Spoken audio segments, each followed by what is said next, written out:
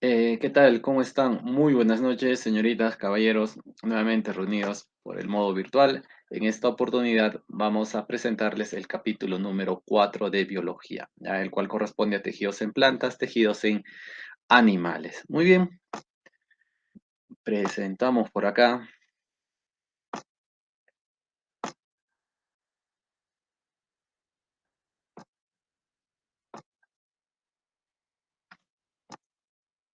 Bien, muy bien.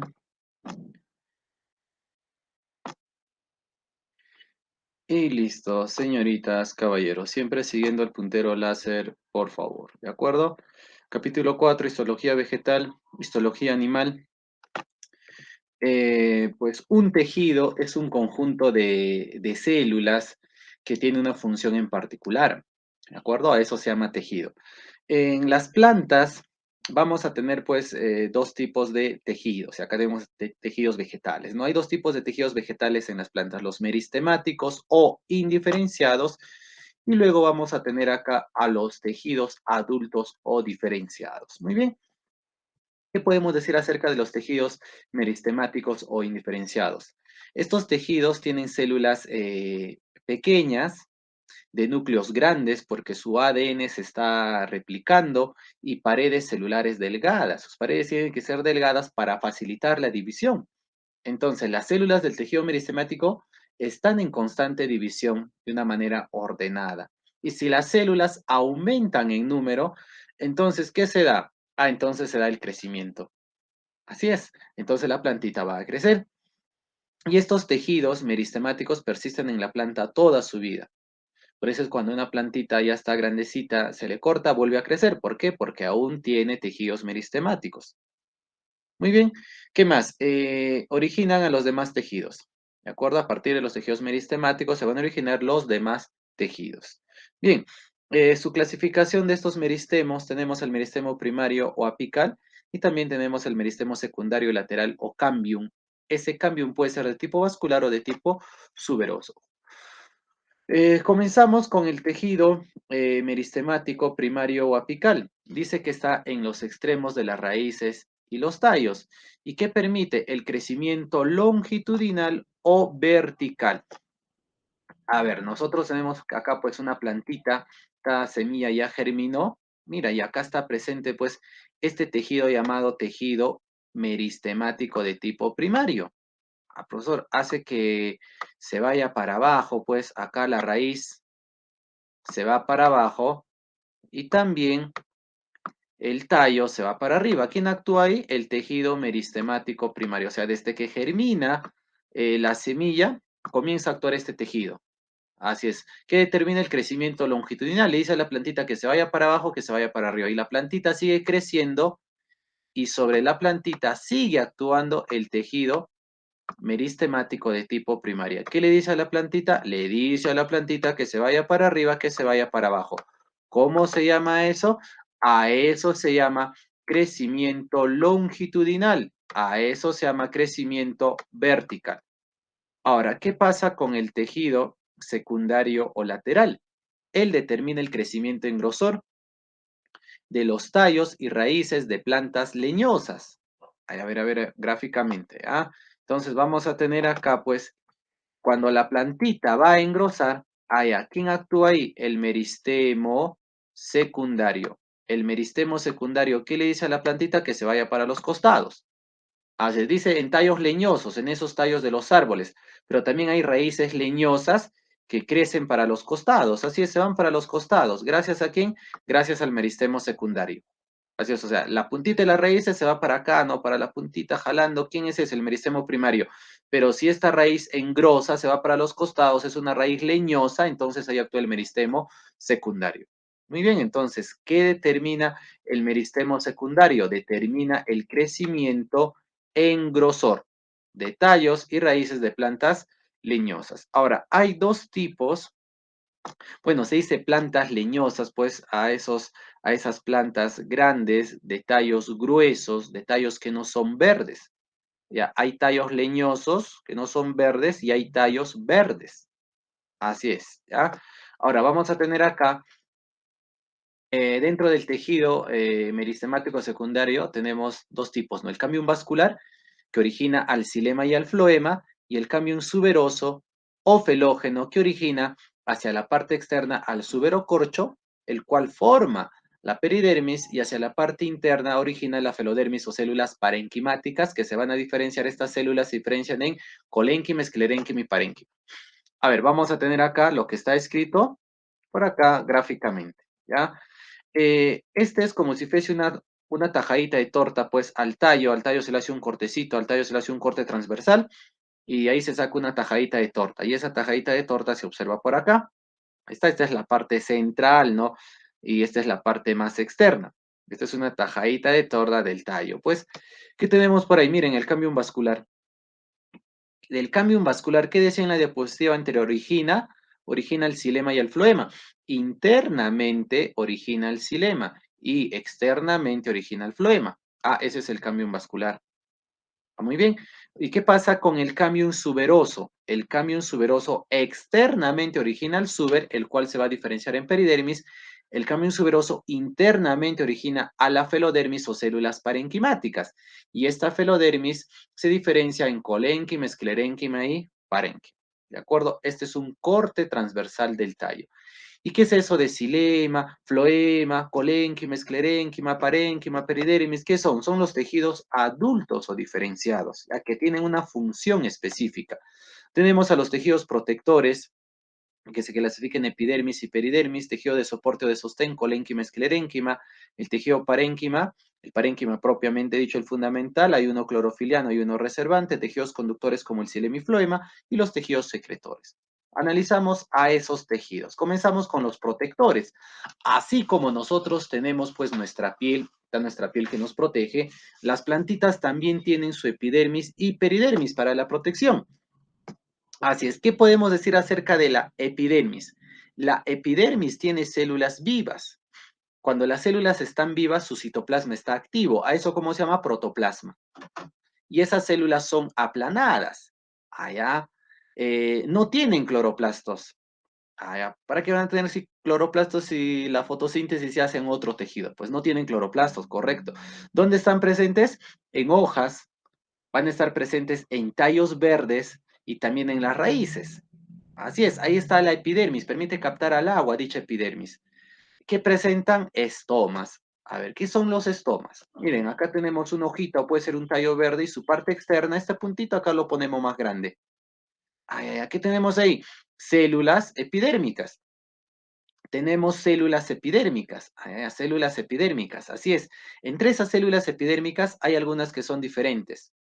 Estas dos de acá, ¿cómo se llaman? Células oclusivas, células estomáticas o célula de cierre. Acá hay una y dos células oclusivas. Entre estas dos células hay un orificio llamado ostiolo. A la unión de estas dos células más el orificio llamado ostiolo, a esa unión, ¿cómo se llama? A todo eso se llama estoma. ¿Y para qué sirve el estoma?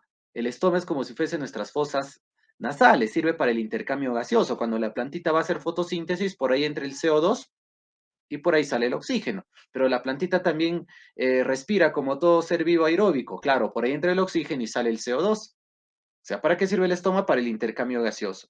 También sirve para la transpiración. ¿Qué es transpiración? Pérdida de agua en forma de vapor. Muy bien. Ahora, en el lado derecho, algo similar. Un estoma tiene dos células oclusivas y un orificio llamado ostiolo. Ahí está, miren, un estoma. Sobre este es otro estoma. Entonces, un estoma, ¿qué tiene? Tiene dos células oclusivas. Acá está una célula, acá está otra célula. Todo este es el estoma que tiene una célula oclusiva, otra célula oclusiva. Entonces, a esas dos células oclusivas más el orificio llamado ostiolo, a eso se llama estoma. Muy bien. Acá en esta gráfica pues tenemos la epidermis, ¿no? Estas son células epidérmicas, así es, pero hay células diferentes, las células oclusivas. A esas dos células oclusivas más el orificio, a todo eso se llama estoma. ¿Qué tiene un estoma? ¿Qué tiene un estoma? Tiene dos células oclusivas más un orificio llamado ostiolo. Ahora, eso es en la epidermis. ¿Qué pasa en la peridermis? dice que tiene células muertas. En cambio, la epidermis es células vivas. Si las células están muertas, esto lo mencionamos en el capítulo 3, es porque en su pared celular puede haber lignina o suberina. En este caso, ¿qué hay? Suberina. Hay suberina en su pared celular, por eso las células están muertas. La peridermis reemplaza a la epidermis cuando hay crecimiento en grosor. Ah, profesor, acá hay crecimiento en grosor debido al meristemo secundario. Así es. Entonces, pues, en esos tallos leñosos, en su parte externa ya no hay epidermis. Epidermis hay acá, en el tallo verde, en las hojas, ahí hay epidermis. Pero cuando el tallo ya engrosa, cuando el tallo es leñoso, en su parte externa, ¿qué hay? Peridermis. Muy bien. ¿Qué más? Está presente en tallos y raíces leñosas. Así es. En los tallos leñosos, en las raíces leñosas, ahí está la peridermis. Y los estomas son reemplazados por lenticelas. ¿De acuerdo? Entonces, sí, estomas, esa epidermis, las lenticelas, esa peridermis. ¿Qué hacen los estomas, las lenticelas? Intercambio gaseoso, transpiración. Bien, el tejido de soporte, este tejido de soporte de sostén es el esqueleto de la planta. Tiene células con paredes celulares engrosadas, ya sea de forma parcial o total. Según eso va a ser colénquima o esclerénquima respectivamente.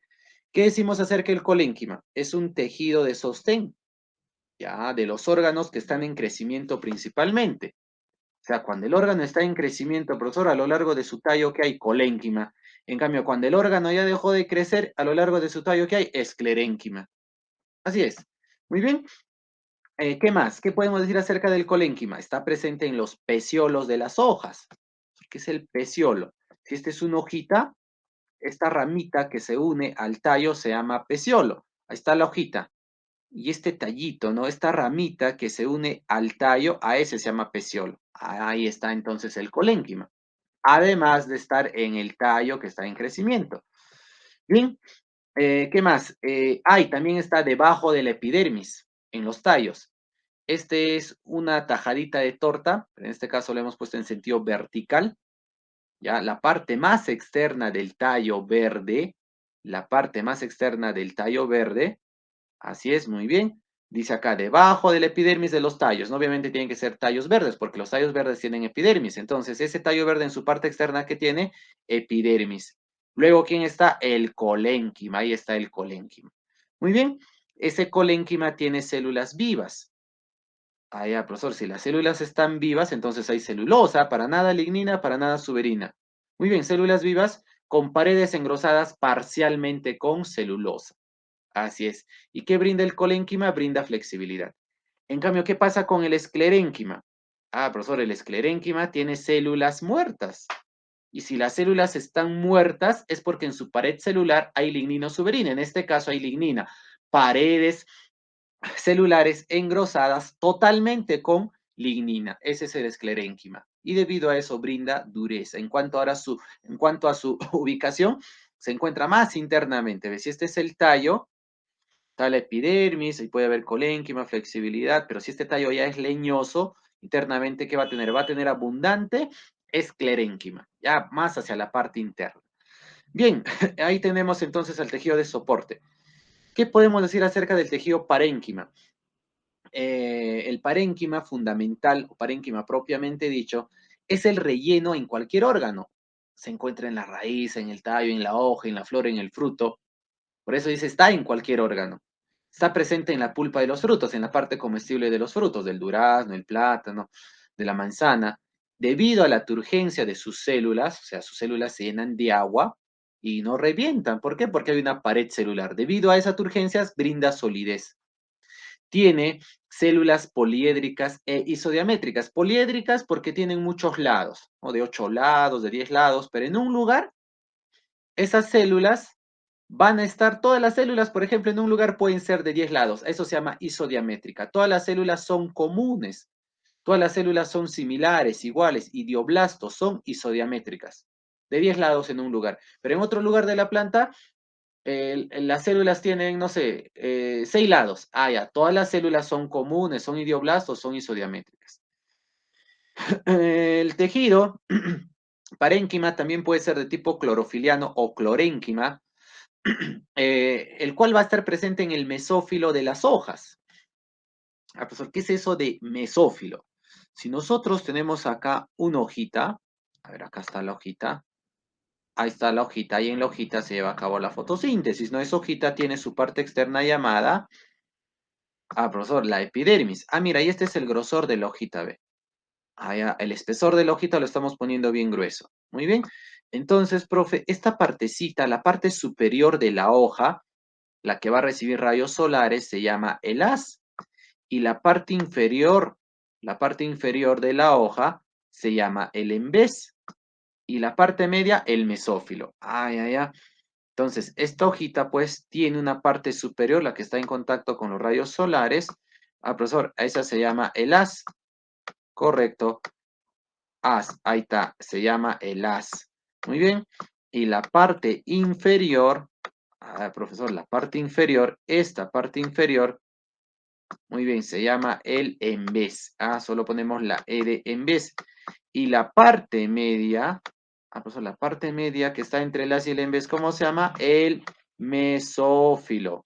Ahí está entonces el mesófilo. ¿Dónde se encuentra este tejido parénquima clorofiliano o clorénquima? En el mesófilo. Muy bien, ahí está, en el mesófilo de las hojas, también en los tallos verdes. Miren, este hemos quedado que es un tallo verde, ¿no? Su parte más externa, epidermis. Luego viene el colénquima. Y luego del colénquima viene el parénquima clorofiliano.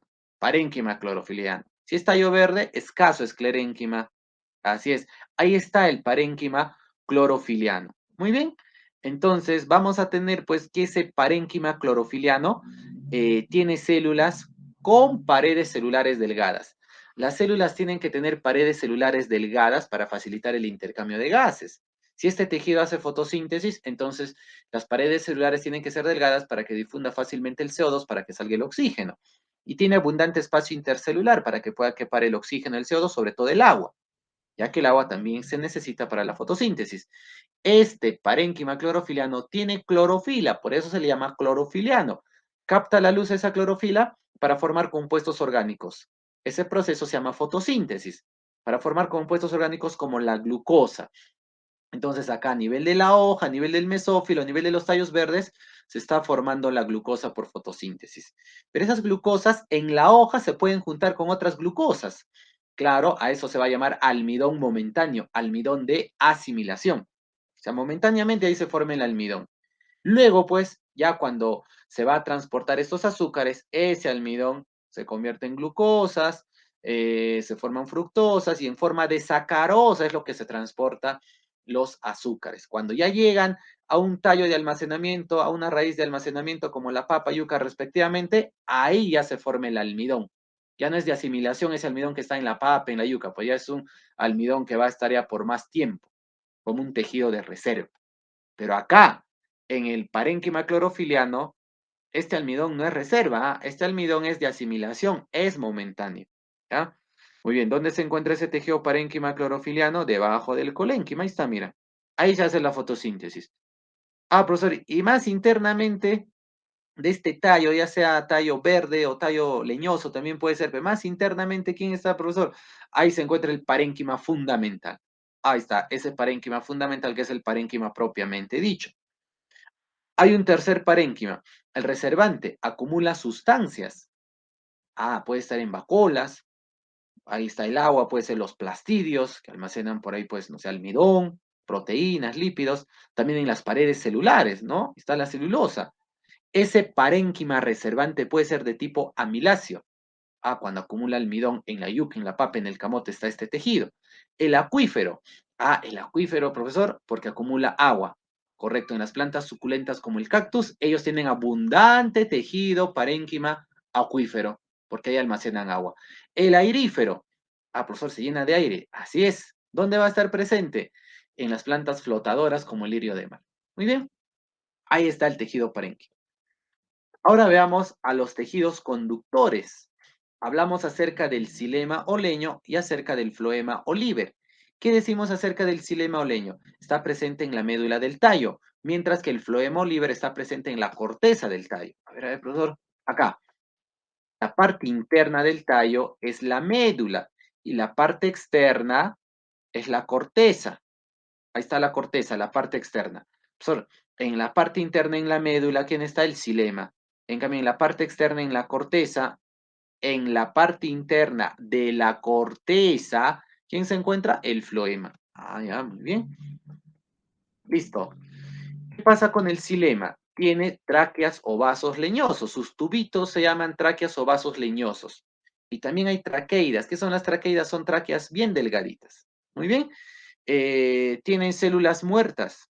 Ah, ya, profesor, y si las células están muertas nuevamente, hay lignina o suberina, correcto. En este caso, hay lignina en su pared celular. ¿Y qué hace el xilema? Conduce la savia bruta, agua y sales minerales de la raíz a la hoja, al tallo verde. En cambio, ¿qué pasa con el floema? Ah, profesor, el floema oliver ya está en la corteza, tiene tubitos llamados cribosos, tubos cribosos o vasos liberianos. Estos tubos, estos vasos tienen células vivas, pero carentes de núcleo, células vivas anucleadas. Estas células van a estar acompañadas de células nucleadas, ya que estas células nucleadas, pues, van a tener su ADN, va a haber transcripción a ARN, se va a sintetizar proteínas y esas proteínas van a pasar a estas células vivas anucleadas para que hagan su función. ¿Qué hace el floema? Conduce la savia elaborada. ¿Qué hay en la savia elaborada? Compuestos orgánicos, azúcares, ácidos grasos, hormonas. Eso conduce el floema. Muy bien. Ahorita volvemos a los secretores. A esta gráfica muy bonita en cuanto al xilema y en cuanto al floema. A ver, profesor, ¿qué dice por acá para el xilema? Dice su sentido de transporte es único. Es decir, pues, profesor, va de la raíz para arriba. Se va al tallo verde, se va a la hoja. Claro, a eso se llama sentido único. Profe, en cambio, ¿qué pasa con el floema? Ah, mira, acá dice que se transporta en ambos sentidos, para arriba y para abajo. Imagínense que acá hay una hojita, profesor, ahí en la hojita se ha hecho fotosíntesis, sí, se han formado compuestos orgánicos, y lo que se forma en la hojita tiene que ir pues al tallo, tiene que ir a las raíces de almacenamiento, la papa, la yuca, el camote, ahí, profesor. Pero los compuestos orgánicos, la savia elaborada también se va para arriba, pues se va para la flor, se va para la semilla, se va para el fruto. Ah, ya, por eso el transporte por el floema es bidireccional en ambos sentidos. Muy bien, ¿qué más decimos por acá?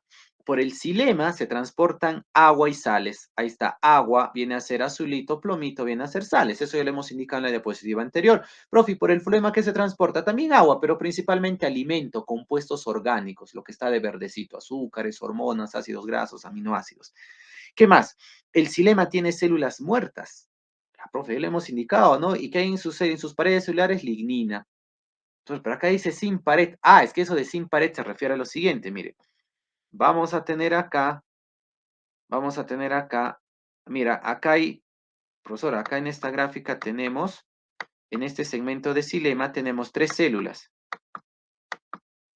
Ahí está, tres células. Ahí, profesor, a ver, miren, acá está una célula, acá está otra célula, y acá está otra célula.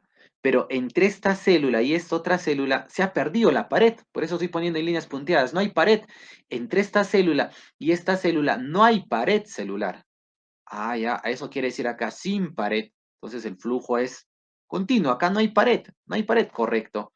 Profe, pero ¿cómo nos ha dicho que en la pared celular del xilema hay lignina? Claro, si las células están muertas, no solamente la pared es esto, pues también es esto la pared. Y en esas células muertas, en su pared celular, ¿qué hay? Lignina. En esta pared celular, ¿qué hay? Lignina. En esta pared celular, ¿qué hay? Lignina. En esta pared celular, ¿qué hay? Lignina. Ah, lo que pasa es que entre célula y célula, esa pared ha desaparecido. Es un tubo continuo, esa tráquea, esa traqueida. ¿Ya? Muy bien, entonces cuando decimos acá rica en lignina, se refiere pues a lo que está acá, a los costados de esta célula. Bien, ¿qué pasa con el floema?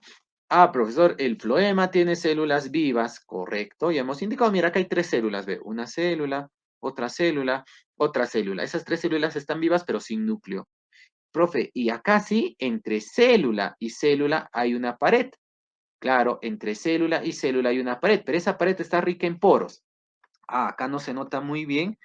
Vamos a ponerlo por acá. Esta pared celular, que es límite entre las dos células, profe, lo estamos poniendo por acá más grande. Así es, más grandecito y se nota mejor, ¿sí o no? Ahí están los orificios, ahí están los poros. Esos poros son cribas. Por eso al floema se le dice tubo criboso, porque entre células que hay hay orificios, hay poros, hay cribas. Por eso el floema tiene tubos cribosos. ¿De acuerdo? Muy bien. Ah, profe, a ver acá nuevamente más xilema, más floema, ¿ya? A nivel de la raíz, vamos a tener que la epidermis se encarga de captar agua, sales minerales. Listo. Profesor, dicha agua, dichas sales minerales, dicha savia bruta, pues sube por el xilema. La savia bruta sube por el xilema unidireccional. ¿Y a dónde se va? La hoja, al tallo verde. Ah, profesor, ahí pues va a llegar también el dióxido de carbono y por acción de la luz se hace fotosíntesis. Se forman compuestos orgánicos, claro, como la glucosa, aminoácidos, ácidos grasos, etcétera. Se libera agua y oxígeno. Siguiente capítulo, vamos a ver ahí la fotosíntesis. Ah, muy bien. Profe, entonces por acá pues se forman compuestos orgánicos y esos compuestos orgánicos, algunos se quedan en la hoja, profesor, pero el resto se transporta. Ah, mire, se transporta ¿para dónde? Para arriba y para abajo. La savia elaborada, los compuestos orgánicos se transportan por el floema. Se van para arriba, se van para abajo, sentido bidireccional. Muy bien. Ah, profesor, y acá en la hoja, ¿qué ha habido para hacer fotosíntesis? El tejido parénquima clorofiliano o clorénquima. Muy bien. Ahora, para terminar con plantas, ¿qué podemos decir acerca de los tejidos secretores? Profe, los tejidos secretores, pues, son de cuatro tipos. Los pelos glandulares secretan aceites esenciales. Se dice aceites a una gran diversidad de ácidos que hay en las plantitas, pues, como el ácido fórmico, que es formado por la ortiga. Por de razón a la ortiga, cuando yo le tocaba, me picaba. Claro, ese ácido, pues, reacciona con nuestras células neuroepiteliales y ahí se produce ardor. Así es, muy bien. Allá, entonces, hay pelos glandulares, secretan aceites esenciales. Un ejemplo, la ortiga secreta ácido fórmico. Las cavidades secretoras almacenan aceites esenciales, almacenan ácidos. Correcto. Por ejemplo, ¿no? En los cítricos, esas cavidades secretoras se llaman cavidades lisígenas. Allá, profesor, entonces, pues cuando tenemos una cáscara de mandarino o de naranja y ahí nos han bromeado, nos han puesto en el ojo, plum, nos han aplastado. Ese ácido que está saliendo, ese ácido cítrico que está saliendo, profesor, ese ácido cítrico, ese ácido ascórbico que está saliendo, profesor, esos ácidos pues han estado en las cavidades secretoras. Bueno, en los cítricos a esas cavidades se llaman lisígenas. Los nectarios elaboran néctar. ¿Y qué viene a ser el néctar? Profesor, es un grupo de cumbia. Ya, también. El néctar es una sustancia azucarada que tiene sacarosa, tiene maltosa, tiene disacáridos como la sacarosa, la maltosa. ¿Y para qué sirve pues ese néctar? Para atraer a los agentes polinizadores, de tal manera que en una flor se pega un insecto, profesor, se pega un ave, aprovecha del néctar de esa sustancia azucarada, pero el insecto, el ave, que es un agente polinizador, lleva el polen de una flor a otra. O sea, hay un beneficio de ambos. Eso se llama cooperación o protocooperación, lo veremos en ecología. Así es. También tubos secretores de tipo laticíferos. ¿Qué hacen ellos? Elaboran látex. ¿Y qué hay en el látex? Agua, alcaloides, amiloplastos, ceras. ¿Y dónde se encuentran esos tubos laticíferos? Básicamente en árboles, en plantas grandes como la chiringa, en las higueras. Profesor, ¿y qué hacen esos tubos laticíferos? Elaboran látex. Y el látex, profesor, yo he escuchado que se elabora para elaborar pues la goma, se emplea para elaborar la goma, no sé, la pintura. Así es, los guantes quirúrgicos, el chicle, el preservativo, claro que sí, el preservativo del condón está hecho a base de látex. Entonces hay que agradecerle a plantitas como la chiringa, como la higuera, pues, que nos brindan su látex. Así, gracias a ese látex se elaboran algunos productos que hemos mencionado. Muy bien, seguimos por acá. Ahora veamos la histología animal.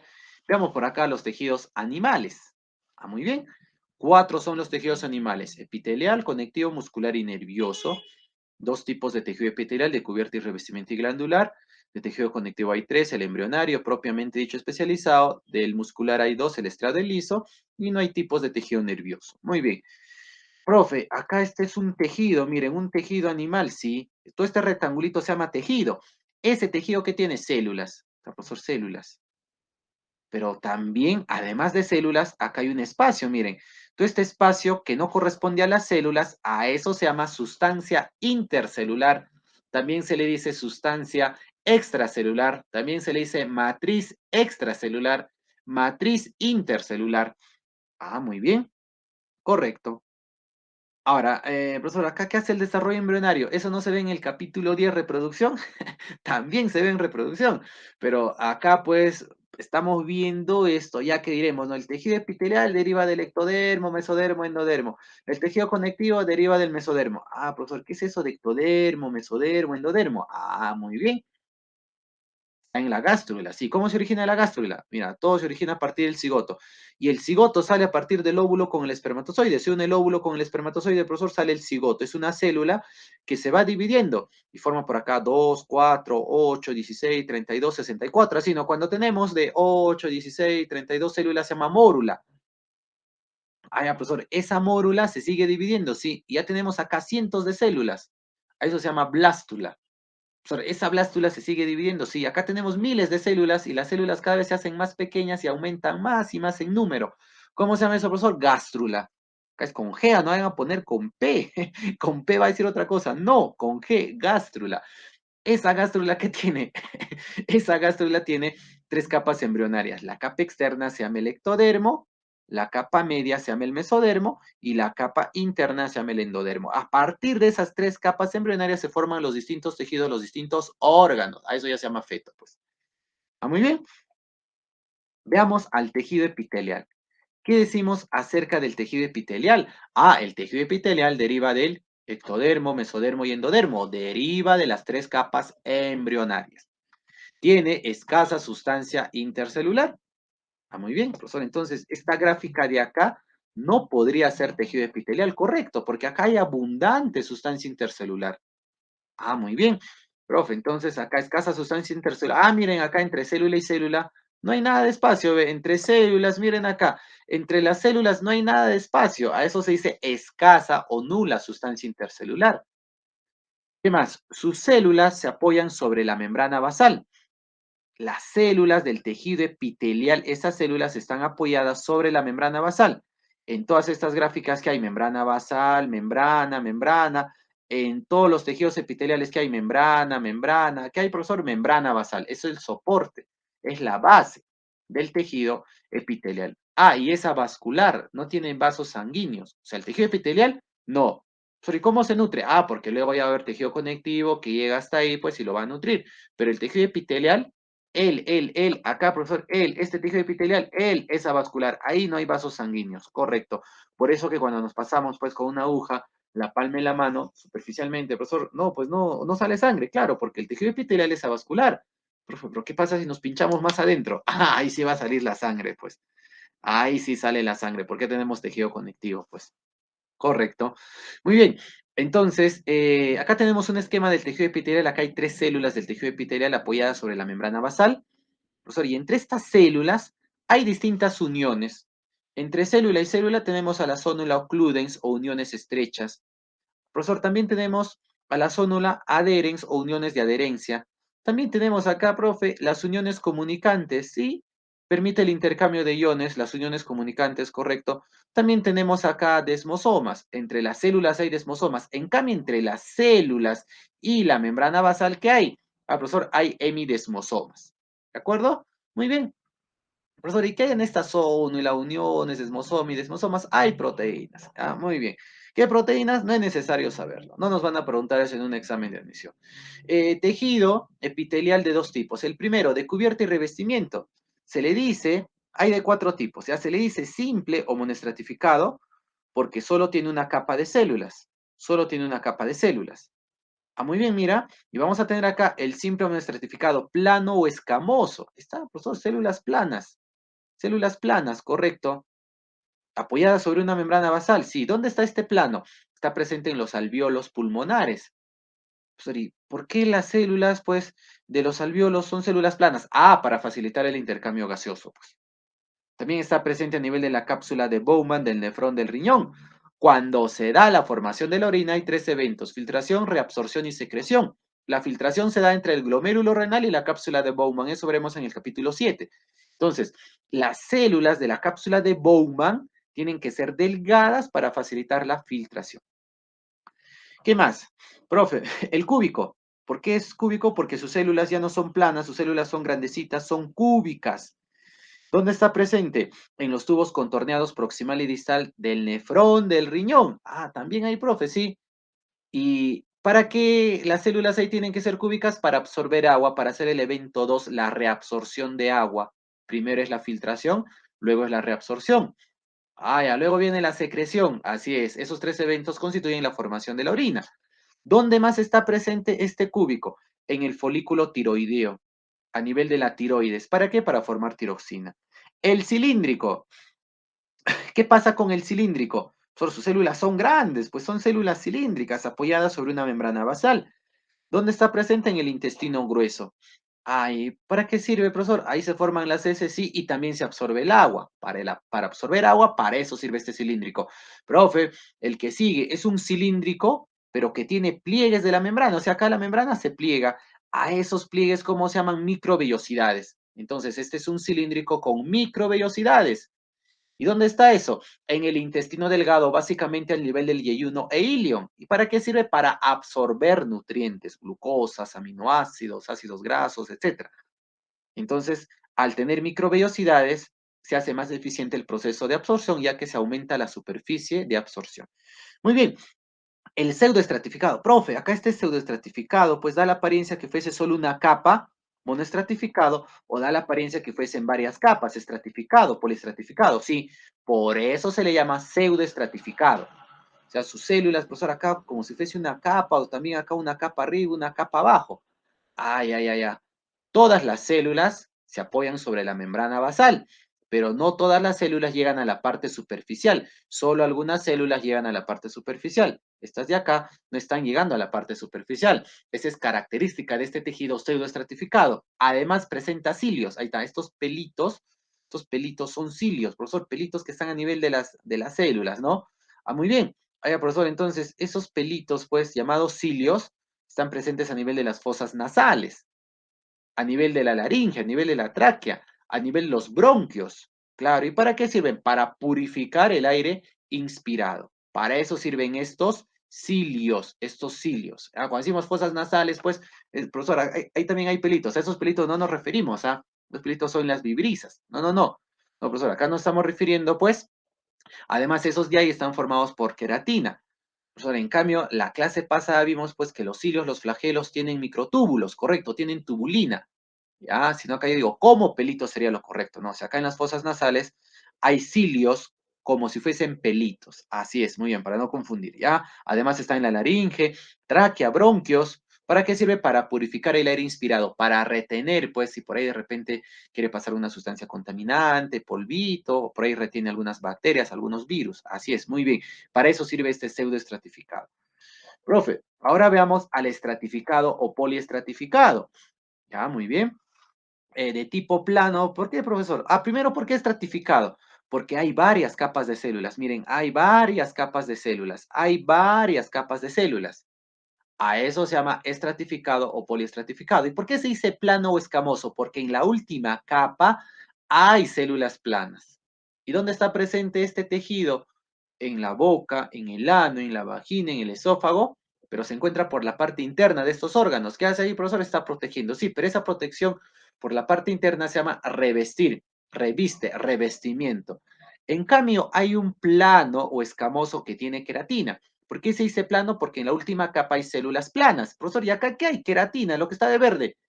¿Dónde está presente? En la epidermis de la piel. O sea, acá, profesor, en nuestra piel, acá, en nuestra piel, mira acá, ese sonidito, lo hacían en clases presenciales, bien recuerdo. Ya, muy bien. Profe, acá entonces en la piel, pues acá en la piel, no sé, de la mano, del pecho, de la espalda, no sé, profesor, de la cara, en la parte externa, ¿qué hay? Hay tejido epitelial plano, escamoso, con queratina. Así es. ¿Y cuál es su función? Protección. Correcto. Profe, ¿y el reviste también protege? Sí, pero protege por la parte interna. Ah, mira, para que quede claro. Profesor, acá en mi cara, acá en la cara, pues en la parte externa, hay un tejido epitelial plano con queratina. Profesor, pero acá la cara, pero en la parte interna, la mejilla interna, la boca internamente, ¿qué tiene? Ah, profesor, ahí hay un epitelio estratificado plano sin queratina. También está protegiendo, sí, pero como es por la parte interna, sí se reviste. El cúbico. ¿Qué pasa con el cúbico? Profesor, el cúbico está presente en el conducto de las glándulas sudoríparas y mamarias. ¿Qué hace ahí? Conduce ya sea el sudor, ya sea la leche, pues. ¿Por qué se dice cúbico? Porque la última capa presenta células cúbicas. ¿Qué pasa con el cilíndrico? ¿Por qué se llama cilíndrico? Porque la última capa presenta células cilíndricas. ¿Dónde está presente? En la conjuntiva ocular. La conjuntiva ocular, pues, es el espacio entre el globo ocular y los párpados. Ya, función, protección. Profe, cuarto tipo de tejido de cubierta y revestimiento. Muy bien. El primero es simple, el segundo es pseudoestratificado, el tercero es estratificado y el cuarto es el polimorfo transicional. Se dice polimorfo porque tiene varias formas. Una forma relajada, una forma distendida. Transicional porque en un momento está con células relajadas, en otro momento está con células distenidas, estiradas. Y eso se observa pues en la vejiga. ¿Cuál es la función de la vejiga? Almacenar la orina. Profesor, entonces en la vejiga, pues, hay células en su parte externa, ¿no? Profesor, hay células, pues, normales, ¿no? Se puede decir células cúbicas, células relajadas. Profesor, pero ¿qué pasa cuando la vejiga, pues, esa vejiga, vamos a poner acá, ahí está la vejiga, mira, ahí está la vejiga. Ahí está. Y esta línea, pues, esta línea de acá representa esta célula, ¿sí o no? Ahí está, profesor, células están relajadas, pues está la vejiga. Profe, pero la orina se está formando constantemente. Las 24 horas del día se forma orina, ¿sí? Eso lo vemos en el capítulo 7. Entonces, pues, esa orina que se forma en el riñón, ¿a dónde va? Profesor, se va a la vejiga. Ahí se almacena. Profesor, ¿y esta vejiga se ha hinchado? Sí, porque estas células se han estirado. Acá hay, no sé, imagínate, 1000 células. Acá hay 1000 células. Profesor, acá sigue habiendo 1000 células, sino que están estiradas. Como están estiradas, aumenta su volumen y ahí puede quedar tranquilamente más orina, pues. Entonces, pues, cuando la vejiga se llena de orina, pasamos de un estado relajado a un estado distenido. Claro, y cuando ya miccionamos, esa vejiga que está en estado distenido vuelve al estado relajado. Y así vamos y venimos. Muy bien. El tejido glandular, hay dos tipos de tejido epitelial, el de cubierta y revestimiento y el glandular. ¿Qué podemos decir acerca del glandular? Profesor, si tiene una célula, se le dice unicelular. Correcto. Es de tipo exocrina, esta glándula unicelular. ¿Por qué exocrina, profesor? Porque está formando sustancias que no son hormonas, no se va a transportar por sangre. Ejemplo, las células caliciformes del intestino, por ejemplo. A ver, profesor, esas células caliciformes a nivel del intestino, a nivel del estómago, esas células que hacen forman mucus. Correcto, esas células forman mucus y ese mucus pues permite que avance el alimento, ¿no? El bolo alimenticio, el quimo, el kilo. Claro, para eso sirve el mucus, además de proteger pues a las células del sistema digestivo. Correcto. Ahora, profesor, profesor, ese mucus es formado en células caliciformes. Correcto. Son células que están formando una sustancia mucus. Ya, son glándulas unicelulares. Esta gráfica corresponde a la glándula multicelular. Ya. ¿Qué decimos acerca de esta glándula multicelular? Profe, vamos a tener acá de dos tipos, exocrina y endocrina. Bueno, un tercero cuando se unen ambas, ¿no? La mixta. Se dice glándula exocrina porque forma sustancias que se vierten al conducto excretor. A ver, profesor, esta es una glándula exocrina, miren, células epiteliales, ¿ah? Esto se llama glándula exocrina, que tiene células epiteliales glandulares, que forma una sustancia de color amarillito. Profesor, ¿y esa sustancia a dónde va? Al conducto excretor, y ese conducto excretor lo lleva a su destino, pues. Ahí está, productos de la secreción. Ejemplo, profe, de esa glándula exocrina, glándulas sudoríparas. ¿Qué hace? Forman sudor. Esta glándula sudorípara forma amarillito. ¿Qué es amarillito? El sudor. Ese sudor se transporta ¿por dónde? Por un conducto.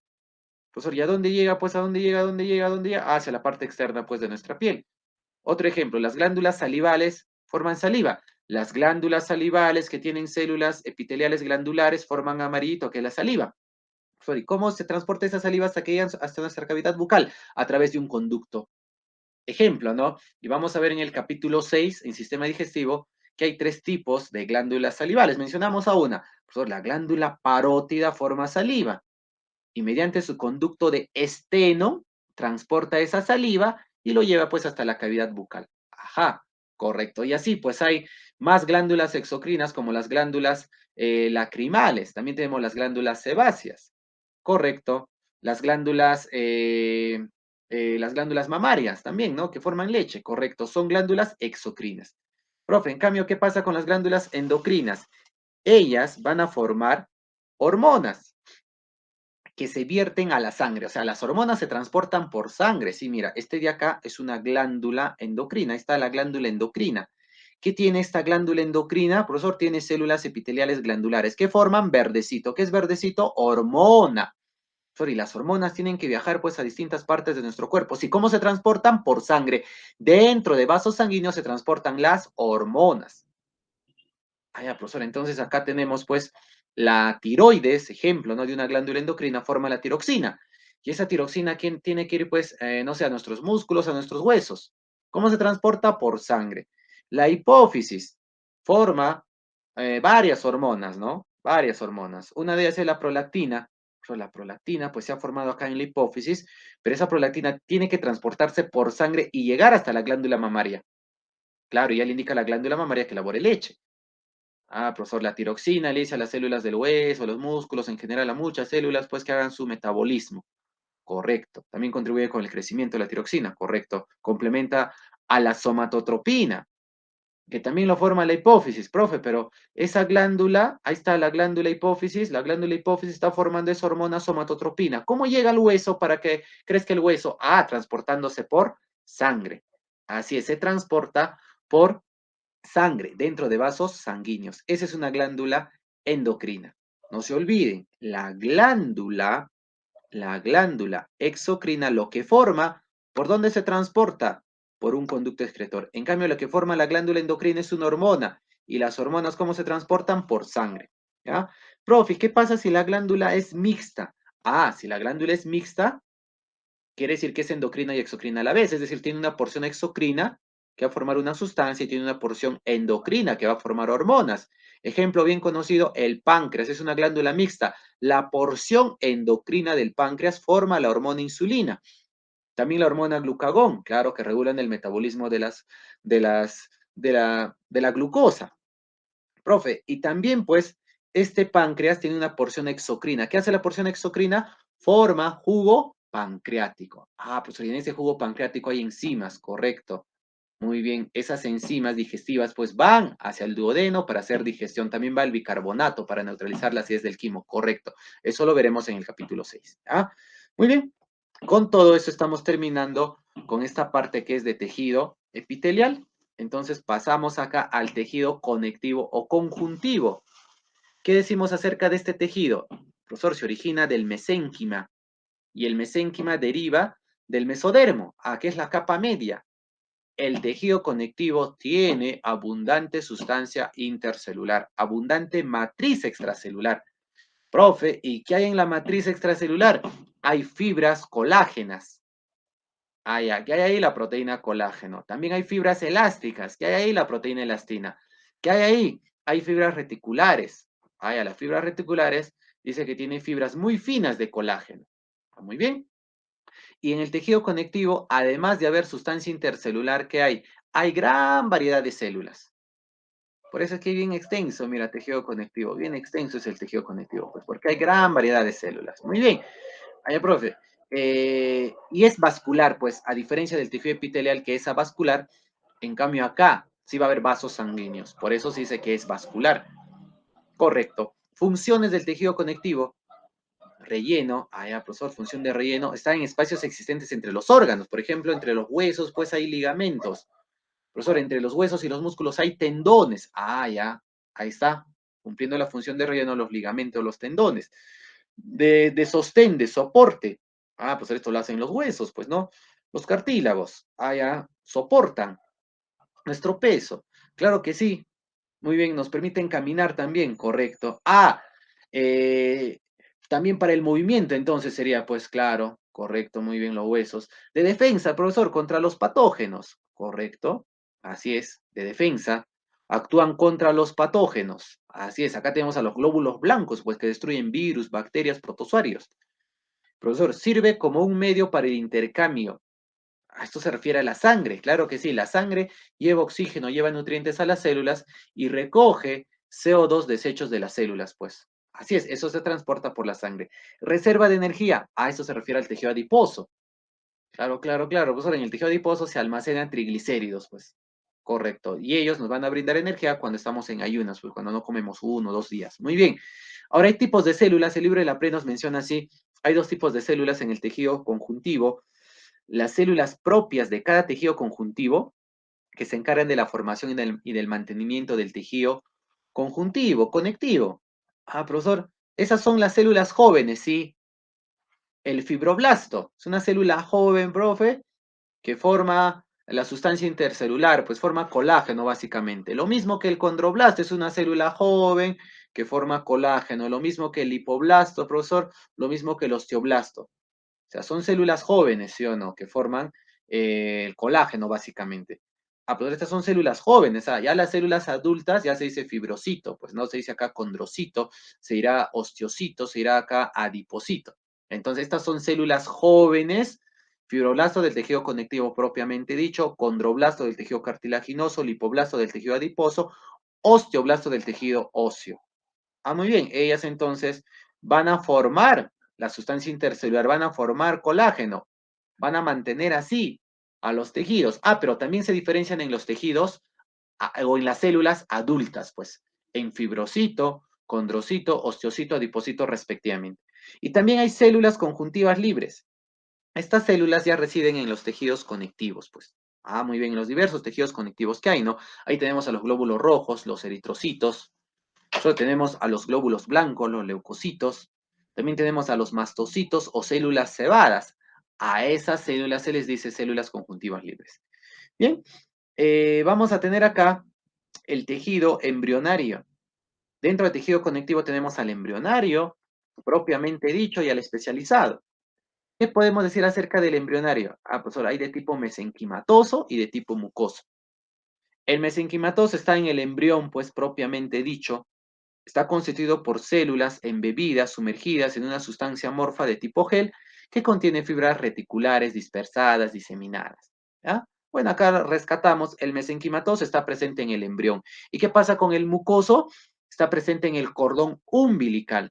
Ay, pues el cordón umbilical pues, es el que comunica la placenta con el embrión, con el feto, correcto. Ahí va a estar presente este mucoso. Ah, a él se le llama también, al mucoso se le llama jalea o gelatina de Wharton por su consistencia, ¿no? Gelatinosa, flexible. Muy bien. El propiamente dicho, profesor, puede ser de tipo laxo, denso, elástico, reticular. ¿Qué pasa con el laxo también llamado areolar? Está constituido por pocas fibras, poca sustancia intercelular, profe, por pocas fibras colágenas y elásticas finas. Poca sustancia intercelular, al contrario, ¿qué va a haber? Numerosas células. Profesor, hay numerosas células, correcto. ¿Dónde está presente el laxo o areolar? Profesor, está presente en la dermis superficial. ¿Qué es eso de dermis superficial? A ver, primero, pues, la piel tiene tres capas, la epidermis, la dermis y la hipodermis. En la epidermis, ¿qué hay? Ya hemos visto que en la epidermis se encuentra el tejido epitelial, pues, tejido epitelial estratificado, ¿sí o no? Correcto, plano, con queratina, correcto, ese está en la epidermis. Profe, pero debajo de la epidermis, ¿qué hay? Hay dermis. Y esta dermis tiene dos partecitas. Voy a ponerle acá. Esta dermis, profesor, tiene una dermis que está limitando con la epidermis. A esa se llama dermis superficial. Profesor, y tiene una dermis que limita con la hipodermis. A esa se llama dermis profunda. Muy bien, correcto. Entonces ponemos acá, profesor, el laxo dice que está presente en la dermis superficial. Ya en la parte superior de la dermis. ¿Qué pasa con el denso? El denso está constituido por gran cantidad de fibras colágenas y pocas células. Es al revés, ¿no?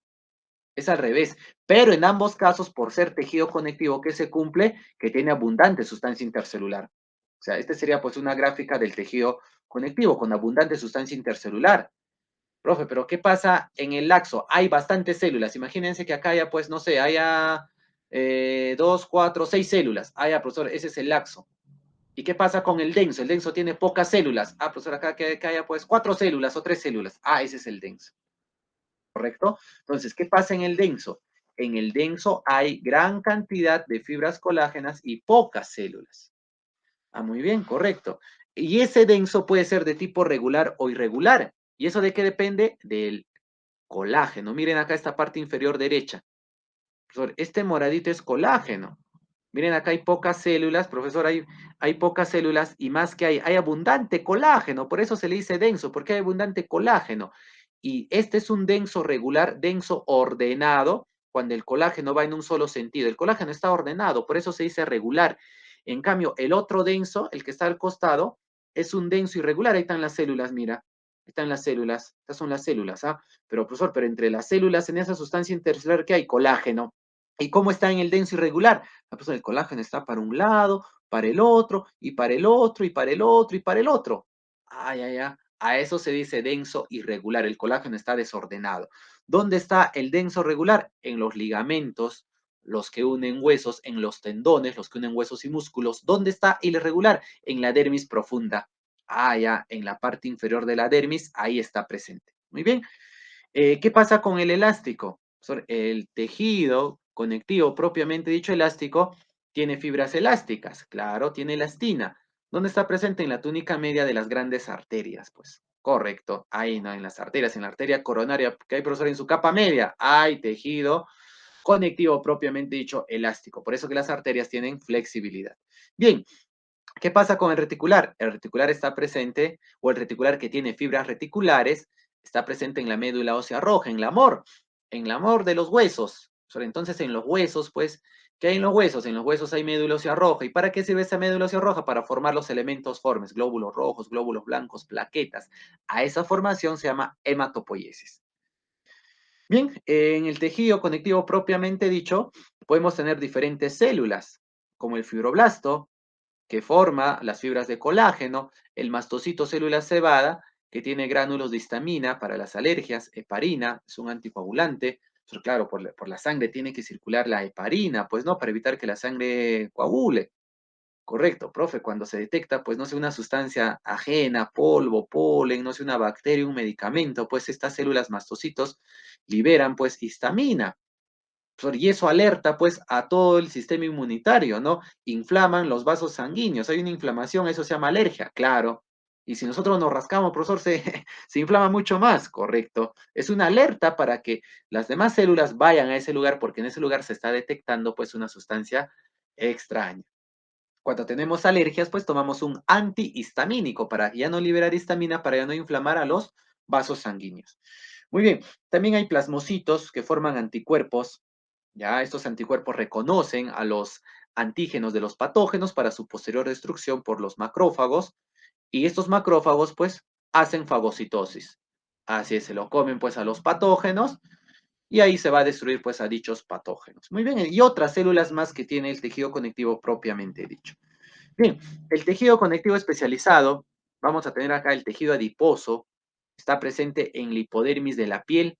Ahí, profesor, ¿dónde está el hipodermis de la piel? Acá está, en la parte inferior de la piel, ahí está presente el tejido adiposo. Correcto.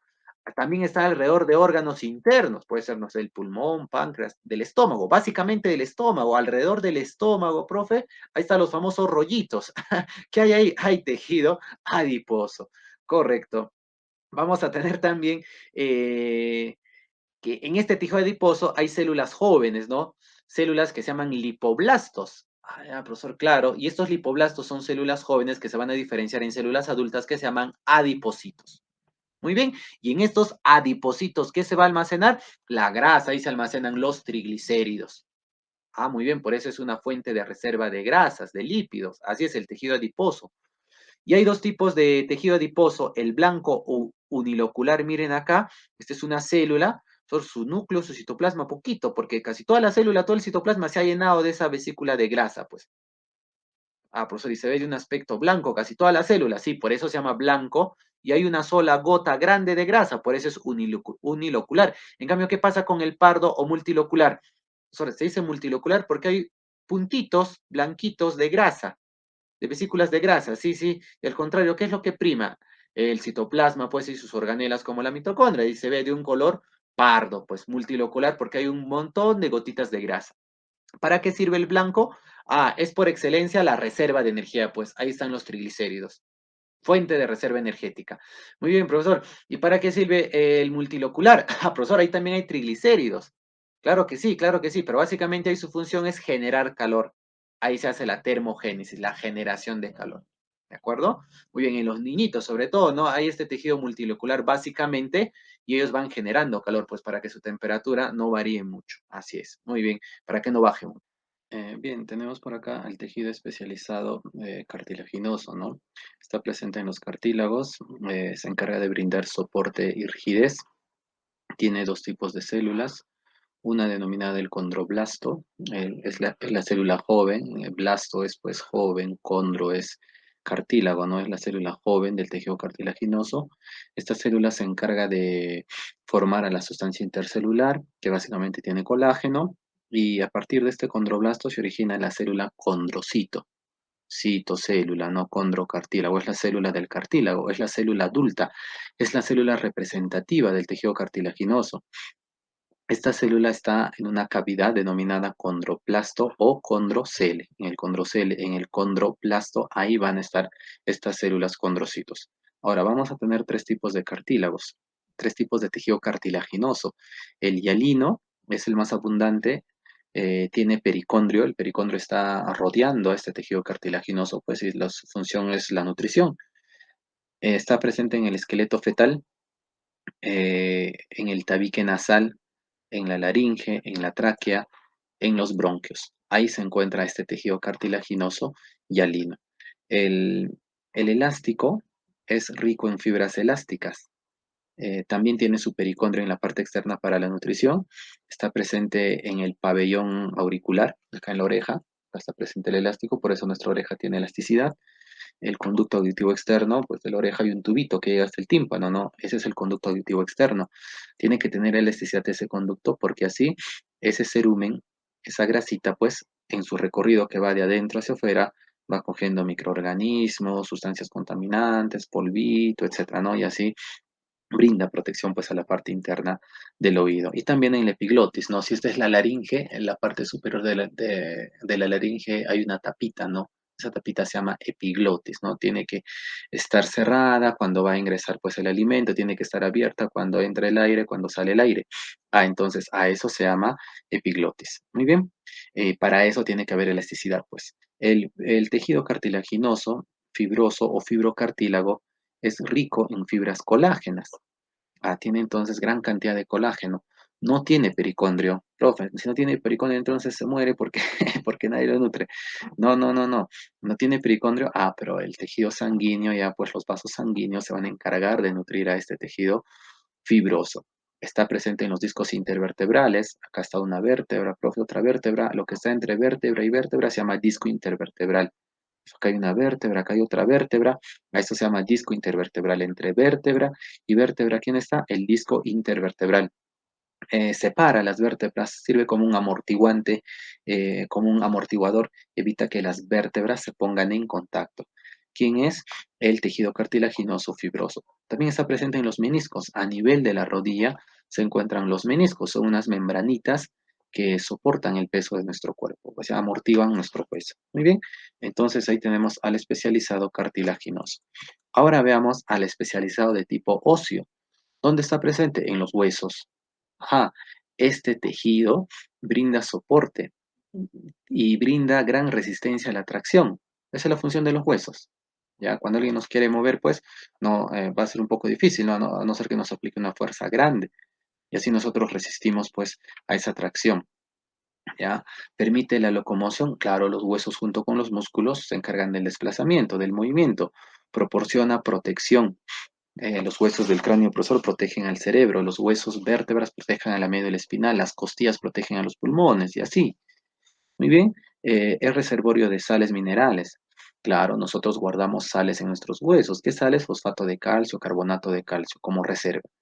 Ahora, hay tres tipos de células en el tejido óseo. El osteoblasto, que es la célula joven, blasto es joven, osteo es pues hueso, es la célula joven del hueso, está ubicada en la periferia del hueso y forma la sustancia intercelular. ¿Qué forma? Colágeno, fibras de colágeno. Pero también forma osteocalcina, forma glucoproteínas. Correcto, muy bien. El osteoblasto, pues, cuando madura, se convierte en osteocito. Osteo es pues, hueso, cito es célula, no es la célula representativa del hueso, es la célula adulta.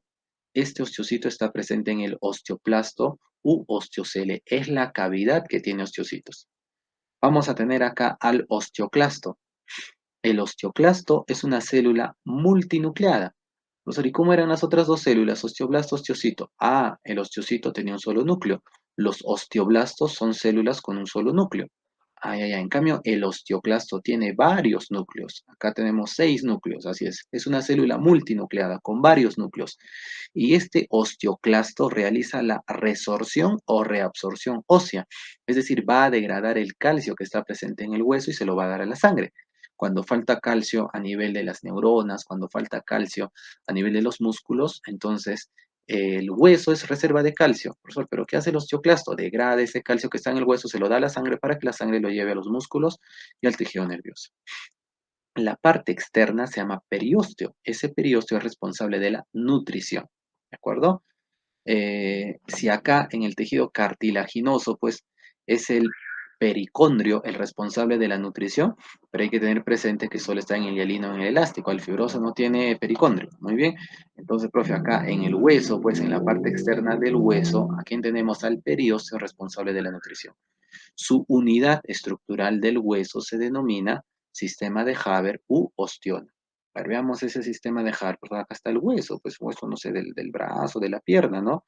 Entonces, pues en la parte central tenemos que hay nervios, hay vasos sanguíneos, y acá tenemos al hueso. Pues ahí está el hueso, mire, entonces este hueso, a esta tajadita de torta lo ponemos por acá más grande. Entonces está más grande en la parte central que hay nervios, hay vasos sanguíneos. Luego, ¿qué tenemos, profesor, acá? Huesos, el hueso interno es esponjoso, tiene un montón de poros. En cambio, el hueso que en la parte central o el hueso externo ya es compacto, no tiene tantos poros, son mínimos los poros. Y en esa parte del hueso compacto, ¿qué hay? Hay una estructura llamada, este cilindrito, este tubito se llama ostiona o sistema de Haber. Entonces, ¿qué viene a ser el sistema de Haber u ostiona? Es la unidad estructural del tejido óseo, del hueso. Y en la parte central vamos a tener pues al canal haversiano. Ahí está, en la parte central está el canal haversiano. Ah, muy bien. Entonces, este es un ostiona, y en su parte central, ¿quién está? El canal haversiano. ¿Qué pasa por ese canal haversiano? Ah, por ese canal haversiano, ¿qué hay? Hay nervios. ¿Qué más? Hay vasos sanguíneos por ese canal haversiano.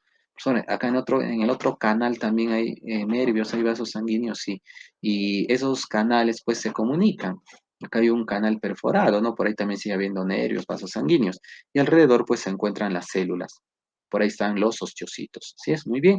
Ahora, la parte más externa es el periósteo. ¿Para qué sirve ese periósteo? La parte más externa del hueso sirve para la nutrición. Hay que tener en cuenta que la sustancia intercelular o matriz extracelular, la matriz ósea, está constituida por sales minerales y por sustancias orgánicas. ¿Qué sustancias orgánicas hay en esa sustancia intercelular? Colágeno, osteocalcina, glucoproteínas.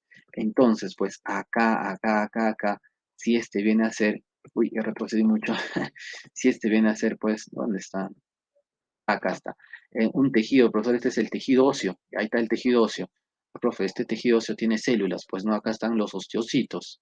Ya, muy bien. Profe, pero entre esas células pues hay un espacio llamado la sustancia intercelular. Que en esa sustancia intercelular hay un componente inorgánico constituido por fosfato de calcio y carbonato de calcio. Y también por acá hay un componente orgánico constituido por proteínas, ¿no? La osteocalcina. Tenemos la glucoproteína, tenemos el colágeno. Ah, esa es la parte orgánica que se encuentra donde en el hueso. ¿De acuerdo? Muy bien, colágeno, osteocalcina, glucoproteínas, ¿qué son? Son sustancias orgánicas. Es la parte orgánica. Muy bien. El tejido sanguíneo, también se le dice sangre, tiene dos componentes. Acá en el tubito tenemos los dos componentes, el plasma, que es el líquido, y los elementos formes. Entonces el plasma es la parte líquida. De toda la sangre, casi la mitad es plasma y la otra mitad son los elementos formes. De esos elementos formes, gran parte son glóbulos rojos. Mira, casi todos estos elementos formes, casi todos son glóbulos rojos. Profe, entre glóbulos blancos y las plaquetas, una mínima cantidad, pero todos son importantes, los tres elementos formes. Entonces hay tres elementos formes. ¿Cuáles son? Glóbulos rojos, también llamados eritrocitos o hematíes, los glóbulos blancos o leucocitos y las plaquetas. Ahí tenemos a los tres elementos formes. ¿Qué podemos decir acerca de los glóbulos rojos, eritrocitos o hematíes? Ellos tienen hemoglobina, lo representamos con HB. ¿Y para qué sirve la hemoglobina? Para transportar. ¿Qué transportan? Oxígeno, CO2. Para eso sirve la hemoglobina. Así es, para llevar oxígeno hacia las células, de los alvéolos hasta las células, la hemoglobina lleva oxígeno. Y de las células hasta los alvéolos, la hemoglobina lleva CO2. Muy bien, el oxígeno se une con la hemoglobina. A eso se llama oxihemoglobina. En cambio, el CO2, cuando se une con la hemoglobina, se llama carbaminohemoglobina. No se dice carboxia, es carbaminohemoglobina. Profesor, ¿y qué es carboxihemoglobina? Cuando un contaminante llamado monóxido de carbono, el CO, se une a la hemoglobina. A eso se llama carboxihemoglobina. Pero cuando se une el CO2, a eso se llama carbaminohemoglobina. Hay que tener en cuenta que los glóbulos rojos de los mamíferos carecen de núcleo y organelas. Entonces, ¿qué hay en su citoplasma? Abundante hemoglobina, ya que los mamíferos pues, son animales complejos, son animales muy desarrollados, necesitan bastante oxigenación para sus células. Por eso su citoplasma está lleno de hemoglobina. No hay organelas, no hay núcleo en los glóbulos rojos de los mamíferos. Muy bien. Los glóbulos blancos o leucocitos se encargan de defender al organismo. ¿Y de qué nos defienden? De los patógenos, pues, virus, bacterias, hongos, protozoarios. Dos tipos de glóbulos blancos. Los granulocitos presentan gránulos y los agranulocitos no lo presentan. Granulocitos de tres tipos, neutrófilos, eosinófilos, basófilos. Agranulocitos de dos tipos, monocitos y linfocitos. ¿Qué podemos decir acerca de los granulocitos llamados neutrófilos? Profesor, esos neutrófilos tienen pues núcleo, tienen su núcleo, el cual va a tener ese núcleo de 2 a 5 lóbulos. Ellos son la primera línea de defensa. ¿Qué quiere decir eso? Que cuando viene cualquier patógeno, ellos primero le hacen el pare, pues. Por eso se dice la primera línea de defensa. Cuando tenemos una infección, ellos se enfrentan primero a ese patógeno. Hacen fagocitosis.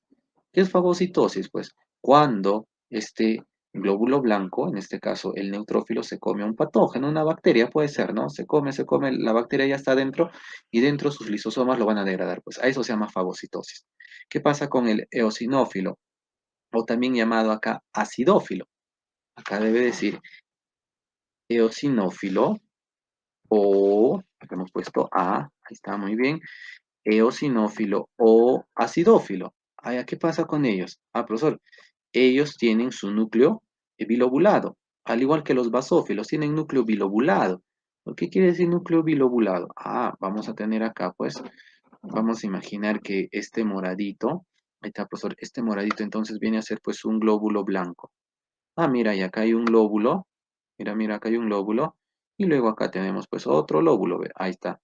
Entonces, ese es el núcleo, mira, un lóbulo, otro lóbulo. Profesor, pero en los neutrófilos dice que su núcleo puede haber 2, 3 o 4 o 5 lóbulos, sí, mientras que en los eosinófilos su núcleo es con 2 lóbulos, bilobulado, lo mismo que en los basófilos. Listo. Ahora, ¿qué podemos decir acerca de qué podemos decir? Uy, ¿dónde estamos? Acá, allá, ahora sí, muy bien. ¿Qué podemos decir acerca de los eosinófilos o acidófilos? Tienen gránulos eosinófilos y hacen fagocitosis. Profesor, al igual que los neutrófilos hacen fagocitosis, así es. ¿Qué pasa con los basófilos? También de núcleo bilobulado. Tienen gránulos basófilos. ¿Y en esos gránulos qué hay? En esos gránulos hay histamina. Para las alergias hay heparina, que funciona como un anticoagulante. Profe, o sea, tienen la misma función que los mastocitos, así es, pero los basófilos están en la sangre. En cambio, los mastocitos se encuentran en el tejido conectivo propiamente dicho. Ahora veamos a los agranulocitos. Ellos no tienen gránulos, son dos, los monocitos y los linfocitos. ¿Qué podemos decir acerca de los monocitos? Tienen un núcleo en forma de riñón.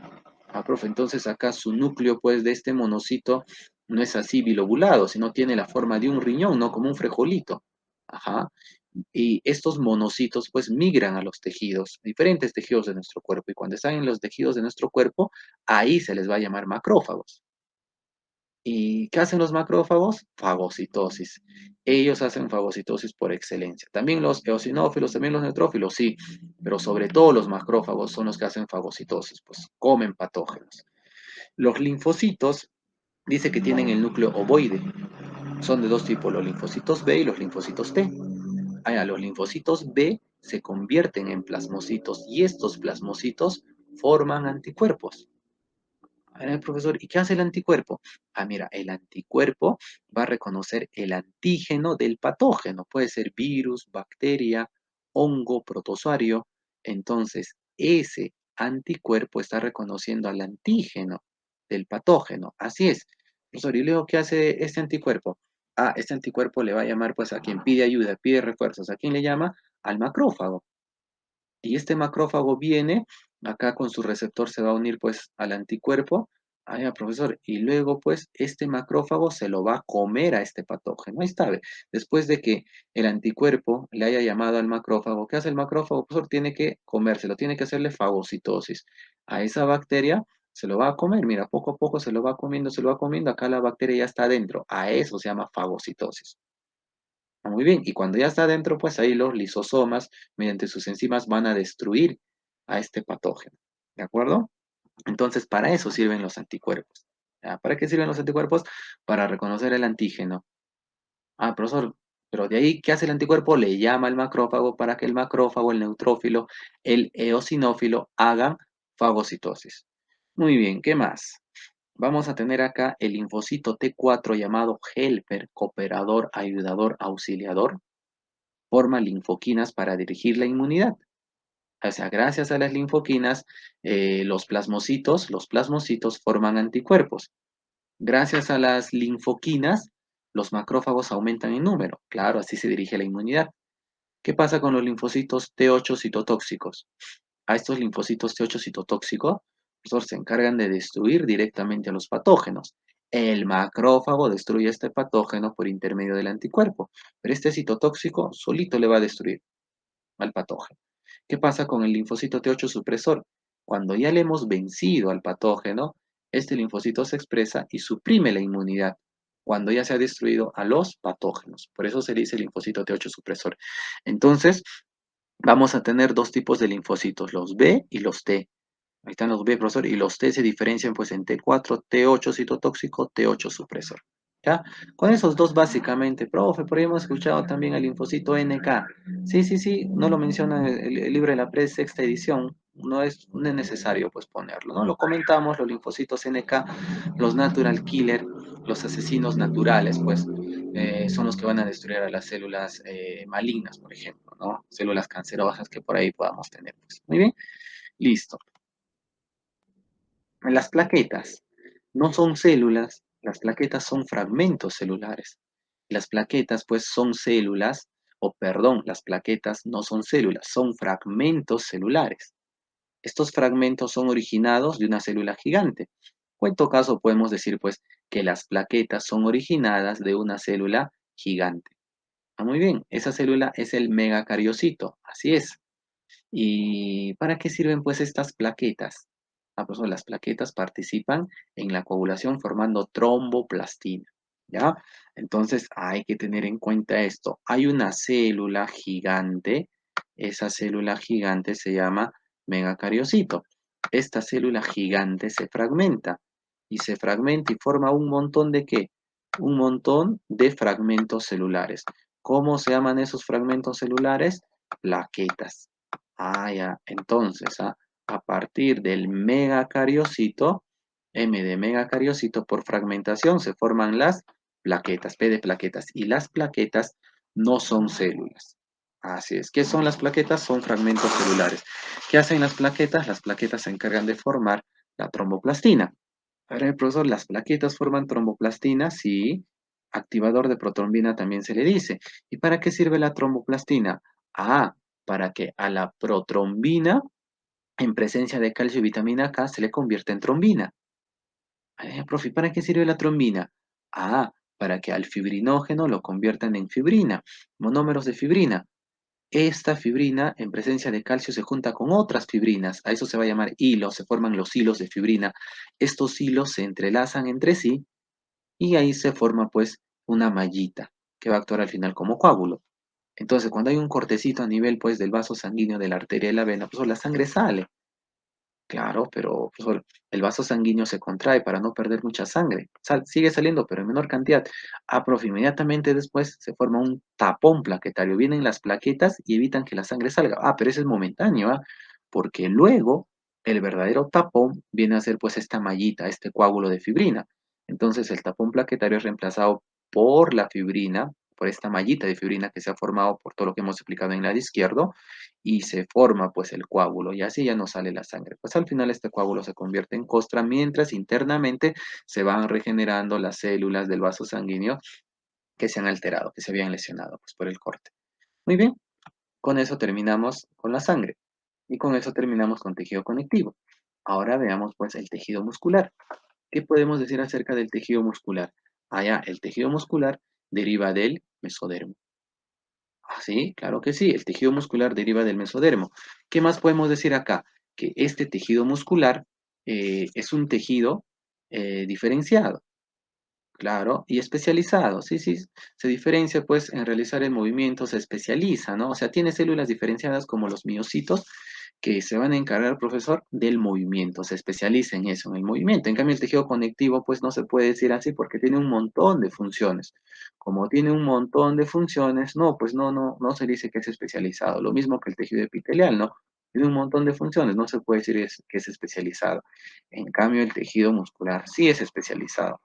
Se especializa en el movimiento. Tiene escasa sustancia intercelular, al igual que el tejido epitelial.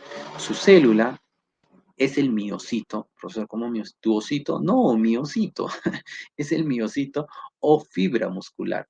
Entonces, su célula es el miocito o fibra muscular.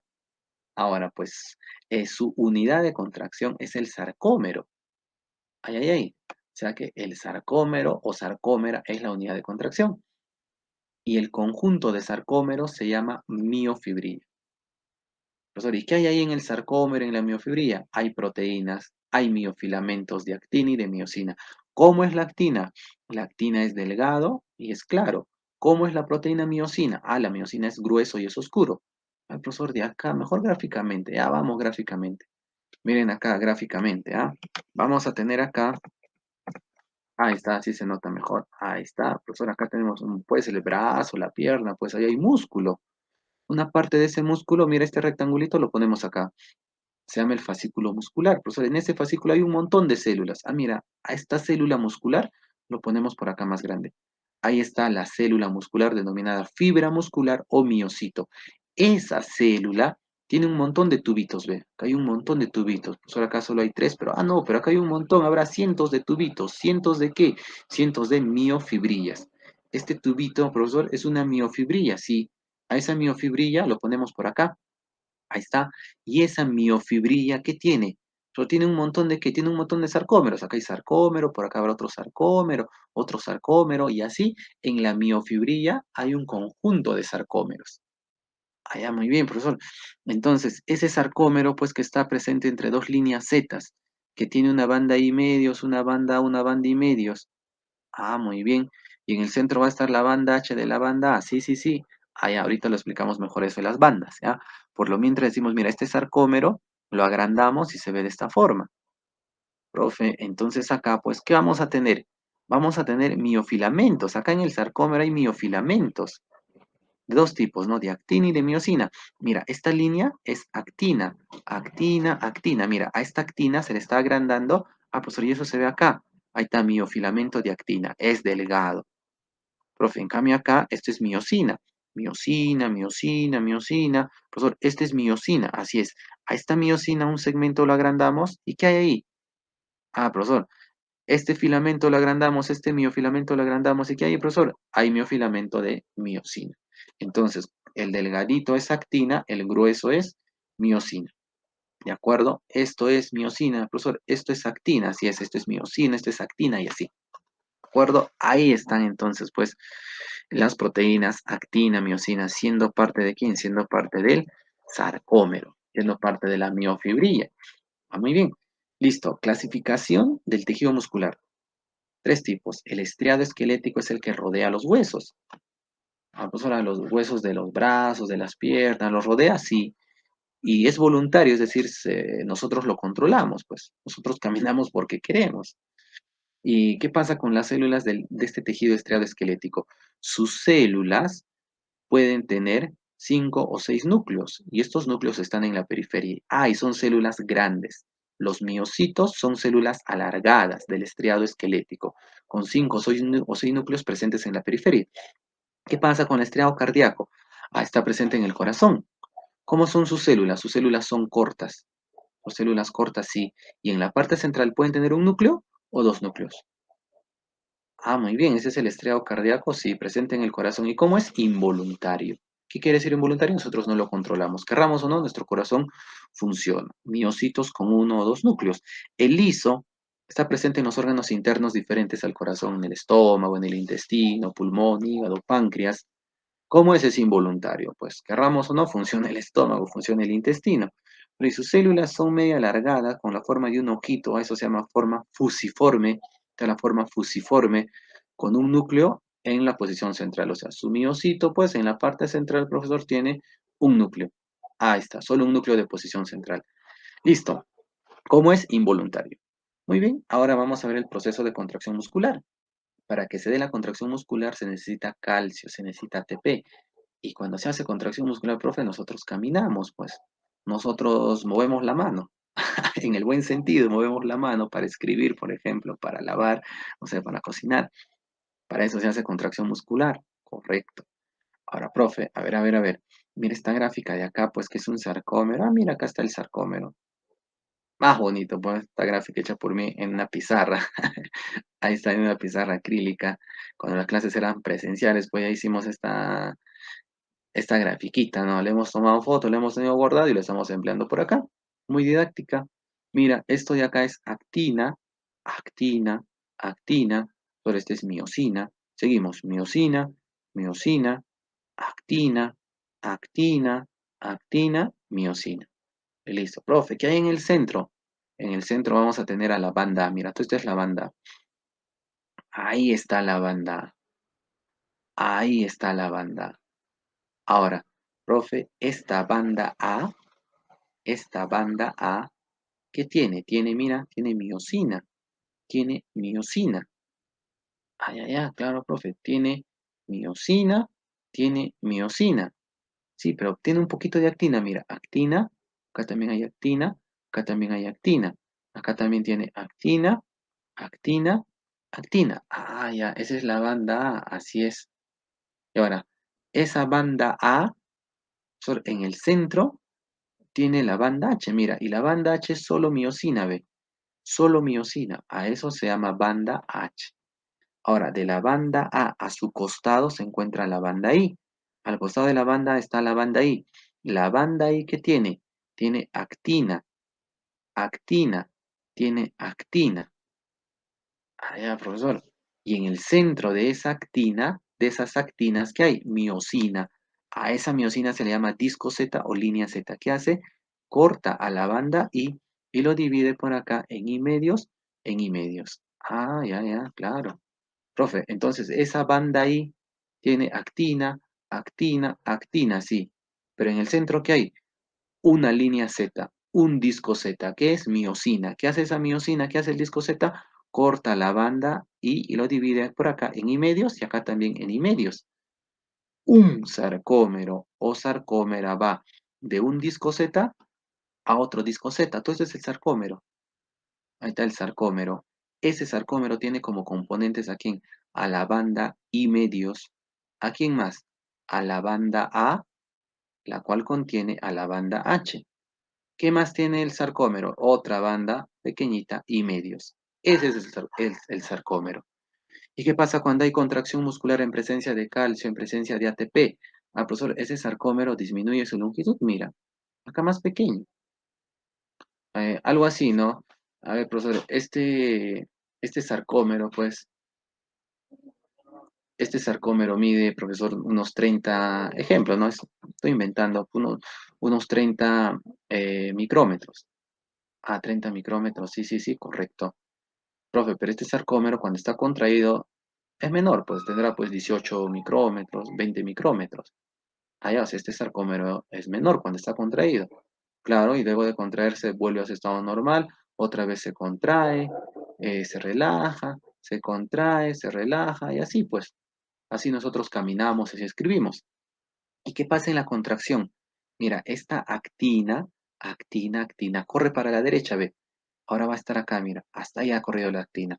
Profesor, estas actinas de acá van a correr para la izquierda. Mira, corren para la izquierda. Ah, mira ahora dónde está. Han corrido para la izquierda. Profesor, ¿y qué banda desaparece?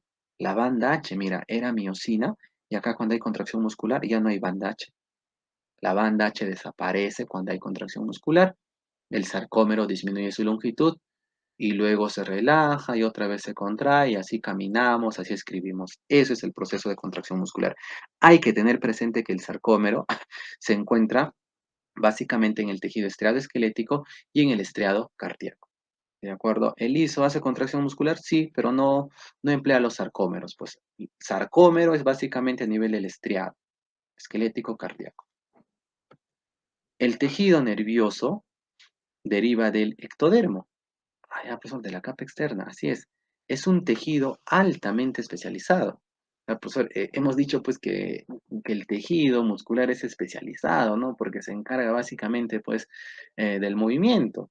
Claro, claro, profesor, el tejido nervioso altamente especializado. O sea, porque tiene básicamente la función de transmitir el impulso nervioso. Y solo la neurona hace ese proceso, por eso es altamente especializado. Ya con escasa sustancia intercelular. Allá no hay mucho espacio entre las células. ¿Qué más? Hay dos tipos de células, la neurona y la neuroglia. ¿Qué podemos decir acerca de la neurona? La neurona, pues, es una célula que tiene dos componentes, el soma y el axón. ¿Y qué hay en el soma? Ah, profesor, en el soma tenemos, pues, acá, esto viene a ser acá está el núcleo, acá está el citoplasma. Profesor, acá las prolongaciones de estos somas son las dendritas, dendrita, dendrita, dendrita, dendrita, así es. Allá, profesor, entonces, ¿y qué hay acá en su citoplasma? Hay organelas, pues, organelas. Una de esas organelas que están acá a nivel del citoplasma del soma viene a ser el retículo endoplasmático liso. Ya ese retículo endoplasmático liso que está en la neurona se le llama gránulo de Nils. Así es, entonces, al retículo endoplasmático rugoso, al retículo endoplasmático rugoso, el que sintetiza proteínas, el retículo endoplasmático rugoso que está presente en la neurona se llama gránulo de Nils. Listo. ¿Qué más? Profe, el axón. El axón que tiene por acá. Ah, mira, también tiene citoplasma. Sí, sí, sí, tiene citoplasma, pero en menor cantidad, pues en menor volumen. Ahí no está el gránulo de Nils. El gránulo de Nils está en el soma. Profe, la parte final de ese axón se llama el telodendrón. El telodendrón. ¿Cómo, profesor? El telodendrón. ¿Y qué significa telo? A ver, telo, pues, no es lo que te estás imaginando. Telo significa final, significa extremo. Entonces, ¿qué vamos a tener por acá? Pues en el extremo o el extremo de esta unidad es el telodendrón. Dendrón es unidad, pues telo es final. Haya el final de la unidad llamada neurona, ¿cómo se llama? El telodendrón. Listo. Y a lo largo del axón, ¿qué hay? Ah, pues ahora tenemos acá, pues, que la membrana celular de unas células, ya sea del oligodendrocito de la célula de Schwann, entonces acá se encuentran esas células, pero sus membranas, profesor, se han engrosado. Y a ese engrosamiento de membranas, acá hay fosfolípidos, hay proteínas integrales periféricas. ¿Eso cómo se llama? Vaina de mielina. Ah, profesor, acá hay una vaina de mielina. Sí, mira, y acá hay otra vaina, y acá hay otra vaina. ¿Y qué hay entre vaina de mielina y vaina de mielina? El nodo de Ranvier. Entre vaina de mielina y vaina de mielina, ¿quién está? El nodo de Ranvier. Ahí está, muy bien, responsable de la transmisión del impulso nervioso. Eso profundizaremos en el capítulo 9, el sistema nervioso. Listo, entonces ahí tenemos pues a la neurona. ¿Ya? Hay que tener en cuenta que la presencia de la vaina de mielina permite que el impulso nervioso vaya más rápido. Si hay más vaina de mielina, entonces el impulso nervioso viaja más rápido, saltando de nodo de Ranvier en nodo de Ranvier. La neurona tiene dos propiedades, la irritabilidad y la conductibilidad. Entonces, pues, esta neurona recibe un impulso, no recibe un neurotransmisor de otra neurona, se irrita, responde a ese estímulo, ¿cómo? Formando un nuevo impulso nervioso. Y luego, ¿qué hace con ese impulso nervioso que lo forma acá en el soma? Lo conduce. ¿Por dónde lo conduce? Por el axón, a nivel del nodo de Ranvier, saltando de vaina de mielina en vaina de mielina. Y así llega, pues, a la parte final, al telodendrón, y esta neurona hace sinapsis con las dendritas, con el soma de otra neurona. y ahí le pasa neurotransmisor. Muy bien, y la otra neurona nuevamente pues se irrita, forma el impulso y conduce ese impulso, y así sucesivamente. Muy bien, tipos de neuronas. Tipos de neuronas. Allá acá tenemos la neurona llamada bipolar. La neurona denominada bipolar, profesor, acá tiene su soma. Ahí está su soma. Profesor, en la parte de arriba tenemos acá una prolongación que llega a las dendritas y en la parte de abajo tenemos al axón, pues que llega acá al telodendrón. A neurona bipolar porque tiene acá pues un segmento y acá tiene una prolongación para arriba y una prolongación para abajo. Neurona bipolar. Allá, ¿dónde se encuentra, profesor, esa neurona bipolar? Ah, en órganos sensoriales, por ejemplo, a nivel de la retina. La neurona siguiente se puede llamar unipolar porque del soma solo sale una prolongación, pero también se le dice pseudo unipolar porque luego esa prolongación se hace en dos, mira, se va para arriba y se va para abajo. Ah, profesor, la que se va para arriba, pues al final llega a las dendritas, ¿sí o no? La que se va para abajo, ah, ya, profesor, que se va para abajo, pues al final llega, no sé, pues el axón, pues llega al telodendrón, ¿sí o no? Claro, esa entonces pseudo unipolar o unipolar está pues en los órganos sensoriales. Ah, ya, muy bien. Claro que sí, en los órganos sensoriales. Pues cuando decimos órganos sensoriales, de manera general, ¿no?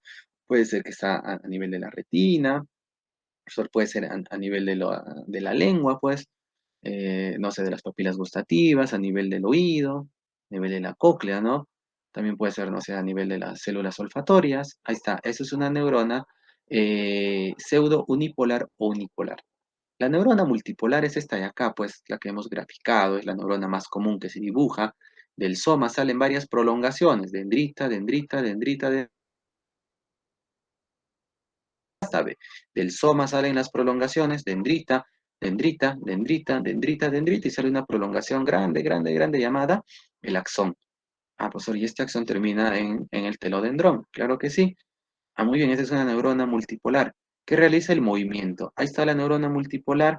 Ah, profesora, esa neurona pues es de tipo motora, la neurona multipolar, como las neuronas motoras que salen de la médula espinal y se van pues a las extremidades, brazos, piernas para realizar el movimiento. La neurona piramidal, miren su soma bien pequeñito. Acá tenemos sus prolongaciones, pues sus dendritas. Y acá vamos a tener pues el axón, ahí está en la parte inferior. Ah, profesor, entonces como hay un montón de prolongaciones como una pirámide, eso se llama piramidal, pues está a nivel del cerebro, en la parte cognitiva. Ah, ya, entonces esa neurona piramidal, pues, está en el hipocampo. Así es, correcto, ahí está la neurona piramidal. Y tenemos acá, pues, a la neurona denominada célula de Purkinje, donde se encuentra en el cerebelo. Acá está su soma, acá está su axón, pues acá están sus dendritas, mira, y se ramifica un montón de dendritas, mira, las dendritas cada vez se ramifican más y más. Ah, ya, profesor, entonces esta neurona que tiene unas dendritas bien desarrolladas, a esas neuronas se les dice células de Purkinje. ¿Dónde se encuentra, dónde está esa neurona célula de Purkinje? A nivel del cerebro.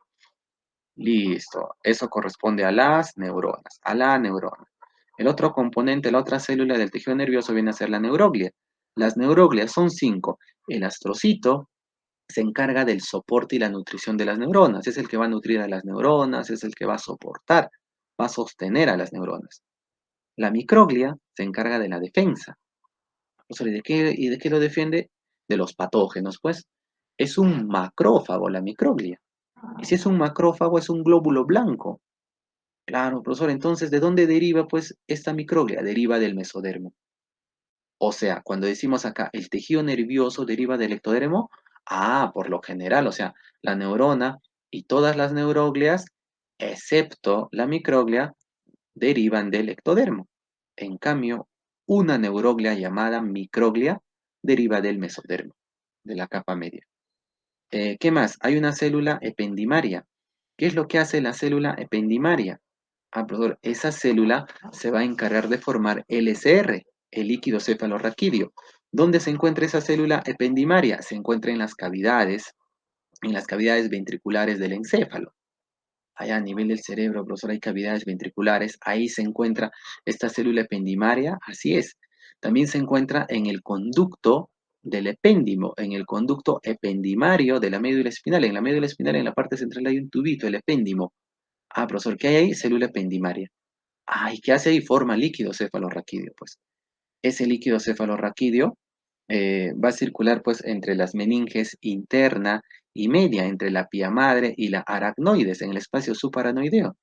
Así es, por eso se dice, y eso lo vamos a corroborar, a profundizar un poquito en el capítulo 9, que las meninges y el líquido cefalorraquídeo evitan pues el contacto entre quién, entre el cráneo y el cerebro, entre los huesos, vértebras y la médula espinal.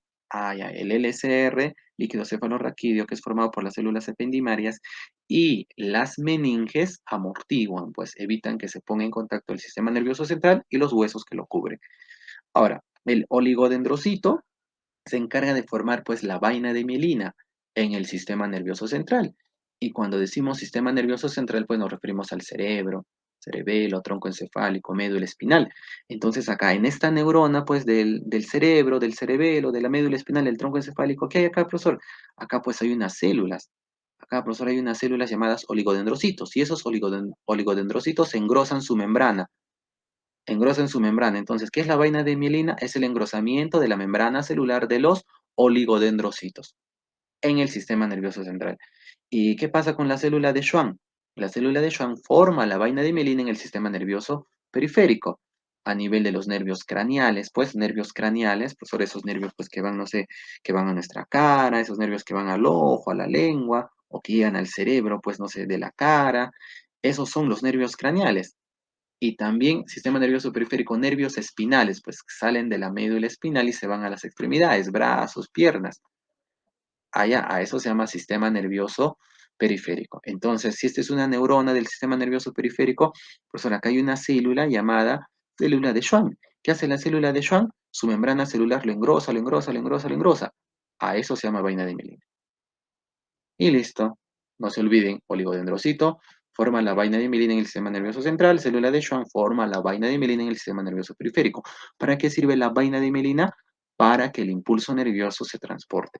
Si hay más vaina de mielina, el impulso nervioso va más rápido. Muy bien, gracias. Un gusto, señoritas, caballeros, haber compartido con ustedes, pues, el capítulo número 4 correspondiente a tejidos. Pues, hemos visto entonces a los tejidos en plantas, tejidos vegetales, y también hemos visto, pues, a los tejidos animales, ¿no? Los tejidos presentes en los animales, ¿correcto? Muy bien, nos estamos viendo más adelante con el capítulo 5. Cuídense mucho. Muy buenas noches, señoritas, caballeros. Hasta una siguiente oportunidad.